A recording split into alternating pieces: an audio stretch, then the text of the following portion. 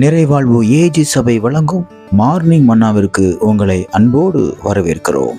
கர்த்தருடைய பரிசுத்த நாம் மகிமைப்படுவதாக. இந்த நாளில் உங்களை சந்திப்பதிலே மிகுந்த சந்தோஷம். எனக்கு அன்பான தேவனுடைய பிள்ளைகளே, கர்த்தர் நம்மோடு கூட இருக்கிறார். விசுவாசிக்கிறீங்களா?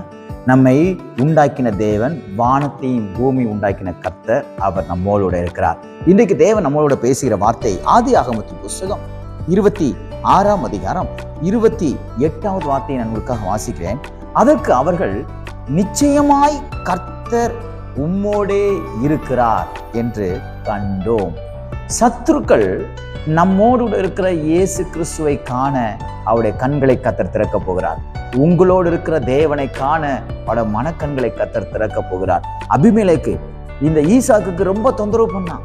அவனோட டீமோடு சேர்ந்து அவங்க மனைவிக்கு ரொம்ப பிரச்சனையை கொடுத்தான், நிறைய சோர்வுகளை ஏற்படுத்தி கொடுத்தான். ஆனா கர்த்தர் இந்த அபிமெலேக்குக்கு அவனுடைய மனக்கண்களை கர்த்தர் திறந்து என்ன செய்யறா தெரியுமா? இந்த ஈசாக்கு மேல நீ கை போடக்கூடாது. காரணம் என்ன தெரியுமா? அவன் என்னுடைய பிள்ளை, அவனோடு நான் இருக்கிறேன் அப்படிங்கிற ஒரு பெரிய காரியத்தை தேவன் அவனுக்கு வெளிப்படுத்தி கொடுத்தார். உடனே அவன் என்ன சொல்றான் தெரியுமா? ஐயா, உம்மோட கர்த்தர் இருக்கிற எங்களுக்கு தெரிஞ்சிருச்சு, அதனால நாங்க உங்களுக்கு தீமை செய்ய மாட்டோம், நீங்களும் எங்களுக்கு தீமை செய்யாம தயவு செய்து எங்களுக்கு உதவி செய்யுங்கன்னு சொல்லி அபிமெலேக்கு மற்ற ஜனங்கள் எல்லாம் இந்த ஈசாக்கிடத்துல வராங்க. இதே காரியத்தை கர்த்தர் உங்களுக்கு செய்வார்.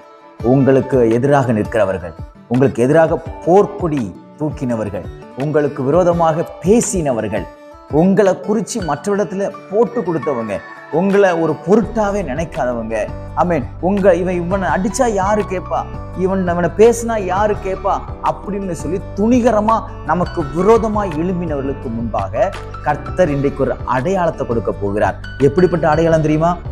கர்த்தர் உன்னோடு இருக்கிறார் என்கிற அடையாளம். நம்மோடு இருக்கிற கர்த்தரை அவர்கள் காணும்படியாக கர்த்தர் செய்ய போகிறார். கர்த்தரை பார்த்துட்டாங்கன்னா உங்க கூட சரியா பேசுவாங்க.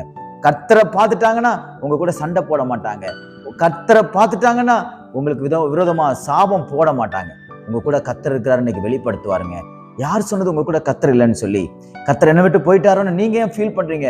கர்த்தர் சத்துருக்களுக்கு மூலமாக கர்த்தர் உங்க கூட இருக்கிறார் என்பதை இன்றைக்கு வெளிப்படுத்துவார். பயப்படாதீங்க. சத்ருவை காட்டு பயப்படாதீங்க. சத்ரு உங்களை பார்த்தவன் பயப்படணும். சத்ரு உங்களுக்கு விரோதமாக பேசுறதுக்கும் யோசிக்கிறதுக்கும் செய்யறதுக்கும் பயப்படணும். காரணம், வானத்தையும் பூமி உண்டாக்கின கர்த்தர், அவர் உங்களோடு இருக்கிறார். ஒரு நாளும் பயப்படாதீங்க. அவங்க எனக்கு அப்படி பேசுறாங்க, என்னை இப்படி பண்ணிடுன்னு சொல்லிடுறாங்க, பயப்படாதீங்க. நீங்க பயந்தீங்கன்னா அவனுக்கு பயம் வராது. நீங்க பயப்படாம கர்த்தரை சார்ந்து கொள்வீங்கன்னா உங்களை பற்றின பயத்தை தேவன் அவருக்கு சத்துருக்களுக்கு ஏற்படுத்தி. விசுவாசிக்கிறீங்களா? தைரியமா போங்க, தைரியமா காரியங்களை செய்யுங்க. எதையும் குறிச்சு பயப்படாதீங்க. பிசாசை குறிச்சு, மனுஷனை குறிச்சு, மாந்திரீகத்தை குறிச்சு அப்படி சொல்லிட்டாங்க இப்படி சொல்லிட்டாங்க, நோ, என்னோட கர்த்தர் இருக்கிறார் என்பதை என் சத்துருக்கள் காணும் காலம் என்று சொல்லி தைரியமாக எல்லாவற்றையும் செய்யுங்கள். கர்த்தர் உங்களோடு இருக்கிறதை மற்றவர்கள் வெளிப்படுத்தி கொடுப்பாராக. இந்த நாள் கர்த்தர் உங்கள் மூலமாக வெளிப்படுகிற நாளாக மாறுவதாக. God bless you.